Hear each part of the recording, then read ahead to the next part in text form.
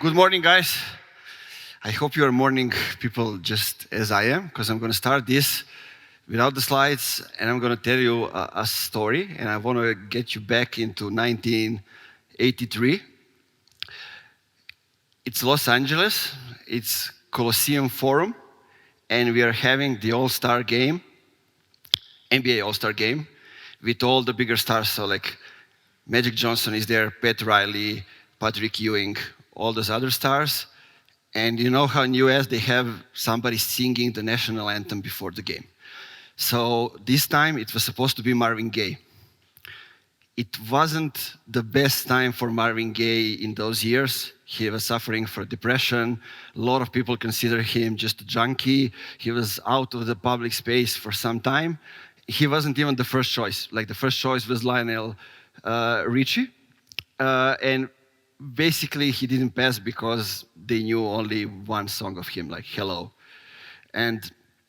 but they couldn't get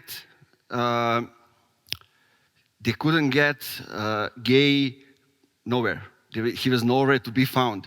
They didn't know if he's coming at all. But then, when the moment comes, the song starts, and it's not like the melody for the national anthem. It's something that sounds like the melody for "Let's Get It On." You know, and the guy who is actually in the production was like, "Oh man, did we just get the wrong song, or no?" And then Marvin Gaye comes to the stage in the suit with the glasses, even with a stamp. He didn't care, or he didn't know that the stamp is still there. He gets the mic, and he just starts to sing. At that moment, everybody stops. Like the players were obsessed. The crowd didn't know what's happening because it was the very first time somebody played the national anthem in a different way. In a way which was like funk, Motown, and everybody started to move, to sing, you know, and then when they realize, the whole crowd goes cheering up. There's a video on YouTube, I recommend you watch it. I didn't want it to play it now. And when he finished, it was like everything stopped. The Magic Johnson just picked up the phone and called someone, "Man, I don't know what we're going to do now.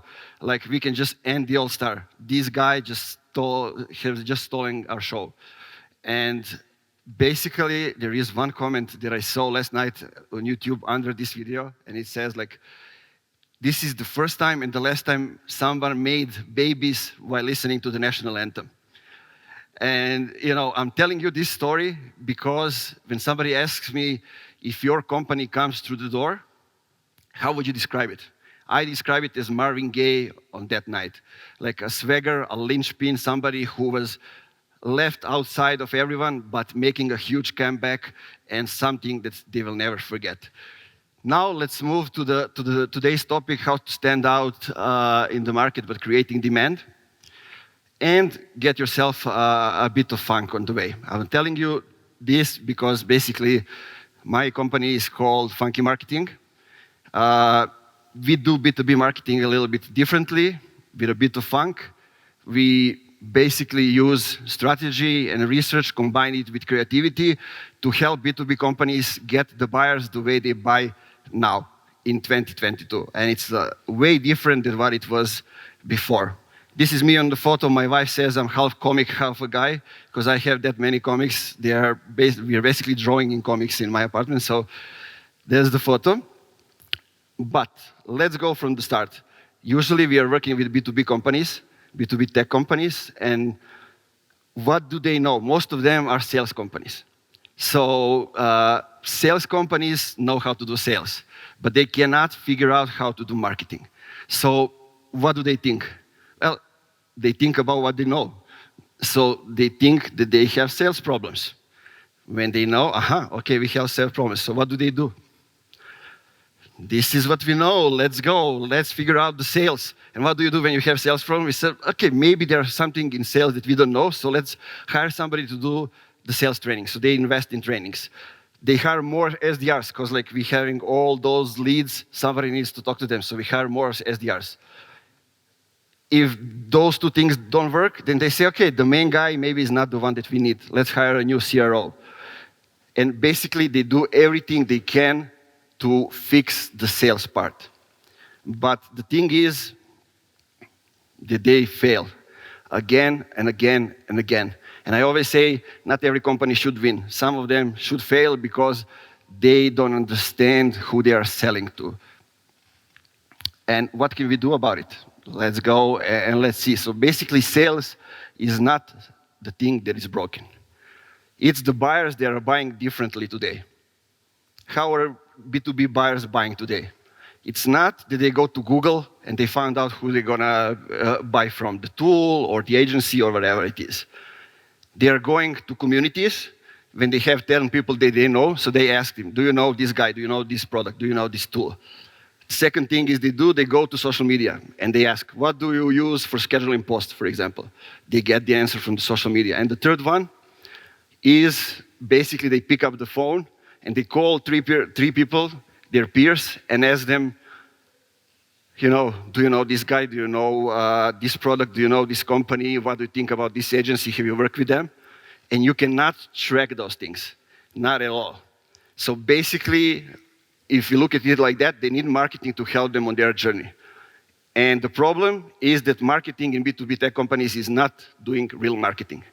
Basically, they're doing digital sales.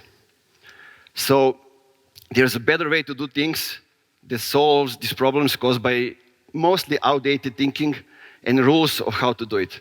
Most of the people in companies still have this old mindset the way they have done it before, and they don't realize that in the last 3 years, everything changed.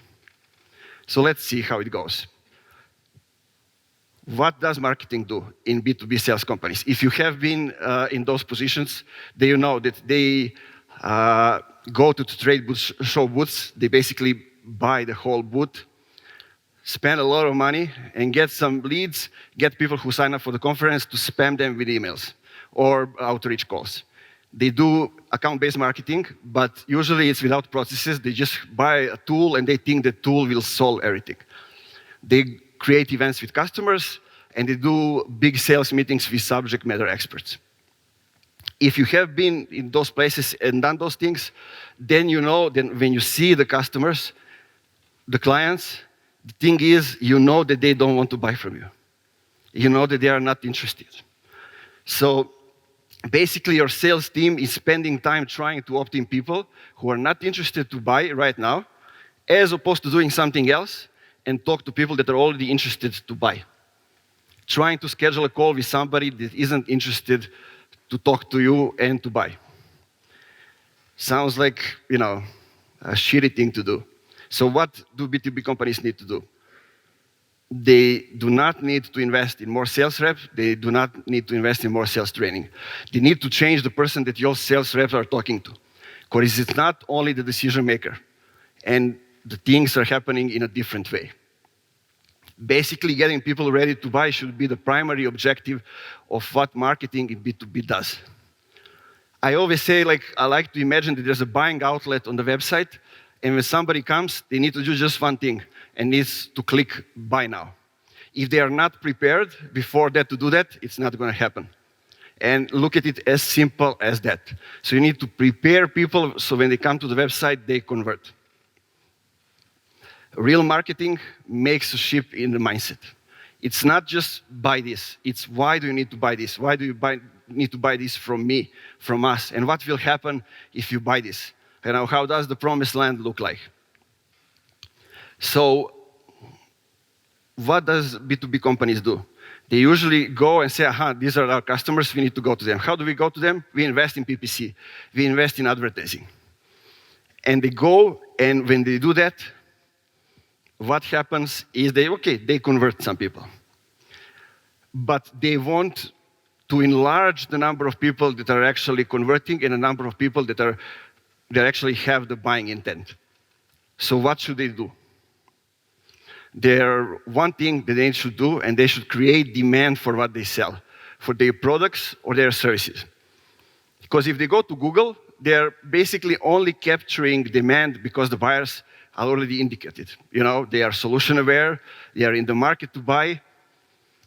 And basically, how many people are in the market to buy B2B products? Expensive products that have, the time between two buys is maybe even 5 years sometimes.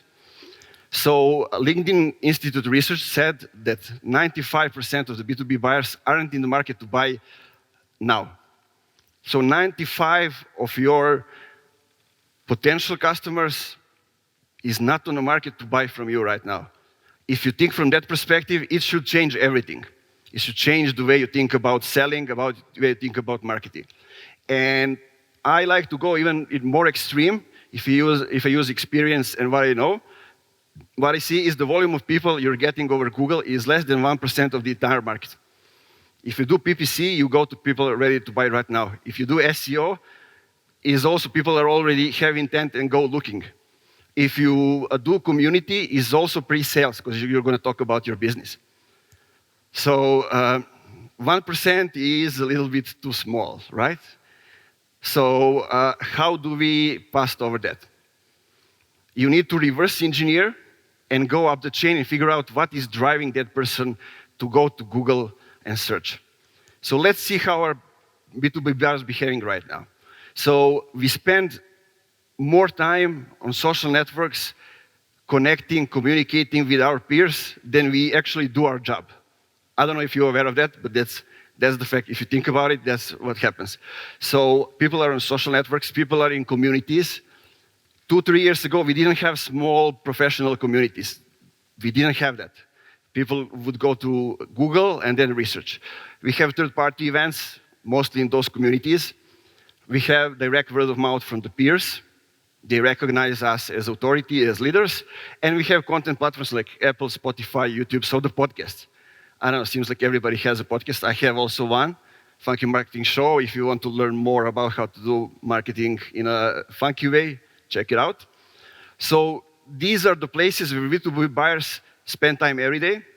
They consume information to learn. They spend time hanging out with their peers. They decide what business priorities they want to solve.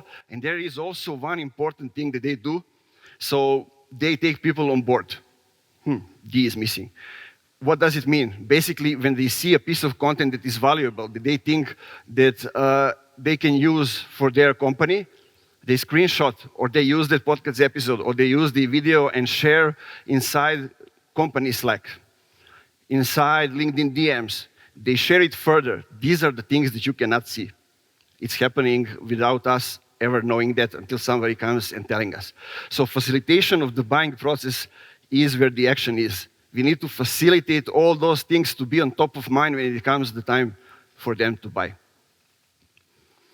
So how can brand catch that attention that they need to be to able to inform, educate, and create the desire for what they sell? Because basically, this is what means create demand. In all those places that I just mentioned, competition is huge. Like everybody are trying to get attention in those places. So what they can do? They can go back to basics. Basically, going back to basics is what solves most of the problems, at least in the B2B space. So they need to have a deep understanding of the people they are talking to. Before starting Funky Marketing, I never worked in B2B space.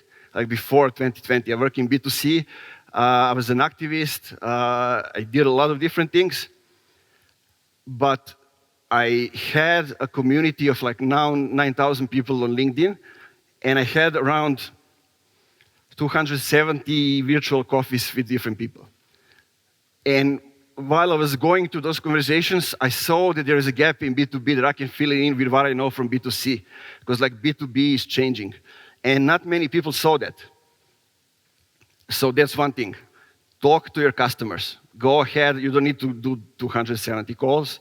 But if you have already customers, go ahead, schedule calls with them and ask them things. Like it happened with us when I'm doing that with the clients. We come up with ideas for the new products.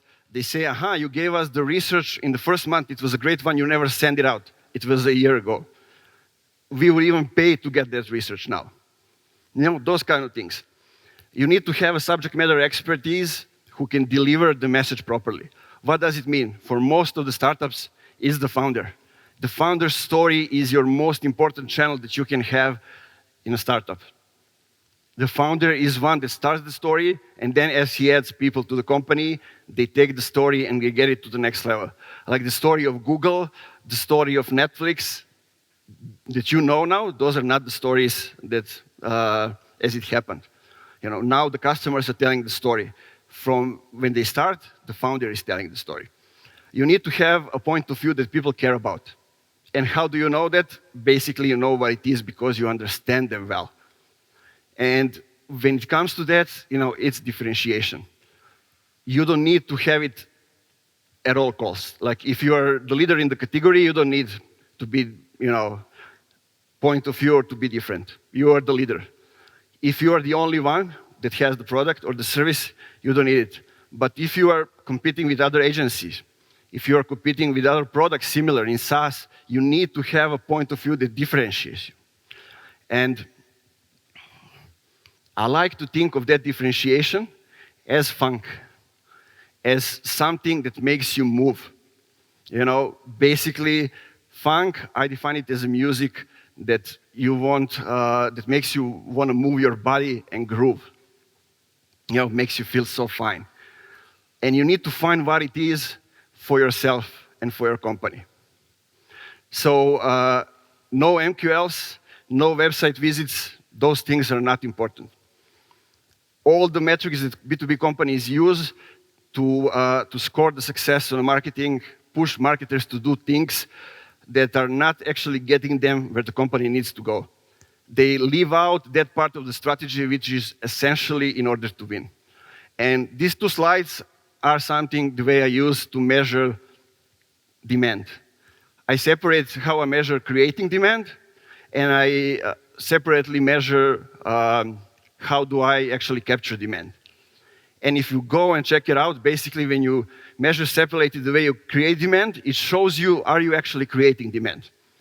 Where are people coming from? They will tell you. It's word of mouth, it's LinkedIn, it's maybe Facebook, it's podcasts, some other stuff.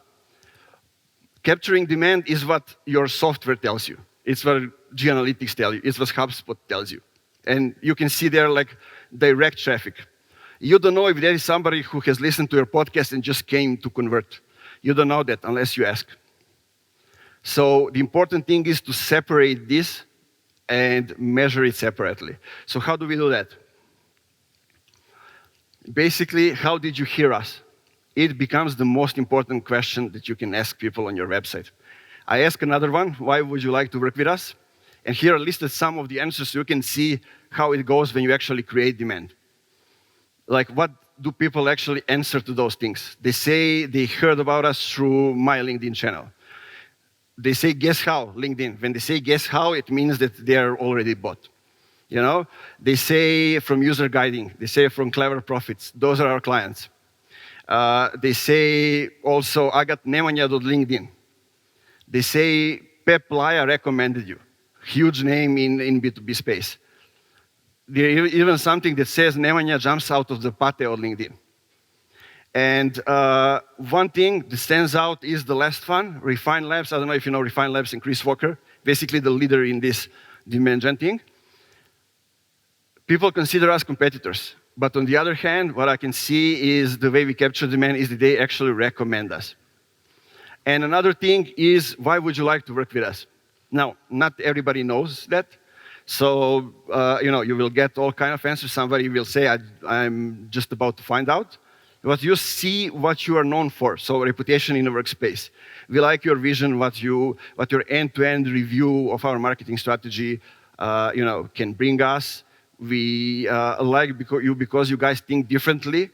Like in industrial space, people are outdated, think in a different way, so we like you to come in and help us with that. And a lot of different stuff. But one thing that I forgot, and I'm going to go back for a second, is if your create demand analytics says that Google is the channel when people are coming from, it means that you are not creating demand. It means that you are just catching the existing demand and not actually creating demand. So there is one thing that's important, especially in today's day and age, and it is we are going into the crisis. At least they say so. And when you go into the crisis, you have usually two buckets. This is what I need to buy, and this is what I would like to have, what I would like to buy.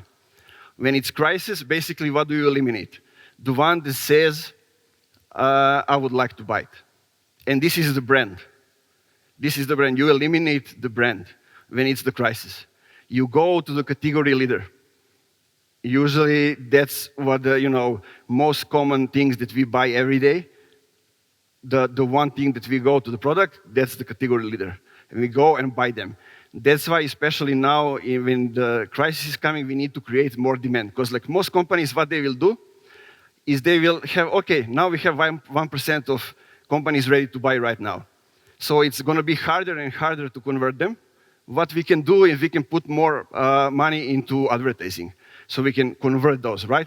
And it's going to put more and more and more, but they won't convert them because they are not ready to buy. They are going to those that are top of mind when they want to buy.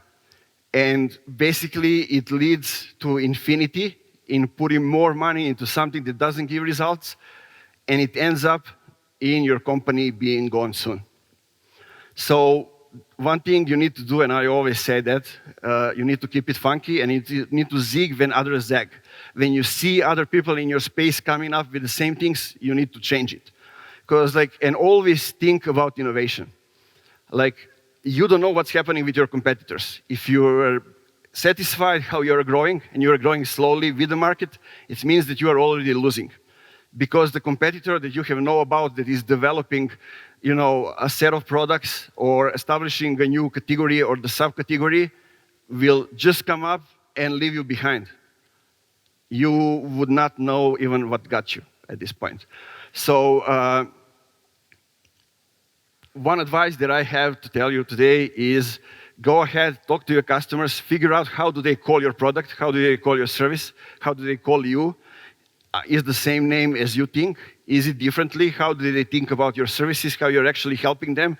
And use that to create the whole strategy of where you're going to the market. Because like in B2B companies, marketing has the goal of facilitate the buying process, create your go-to strategy, and basically find out and reveal your unfair advantage over the others. Thanks, that was it.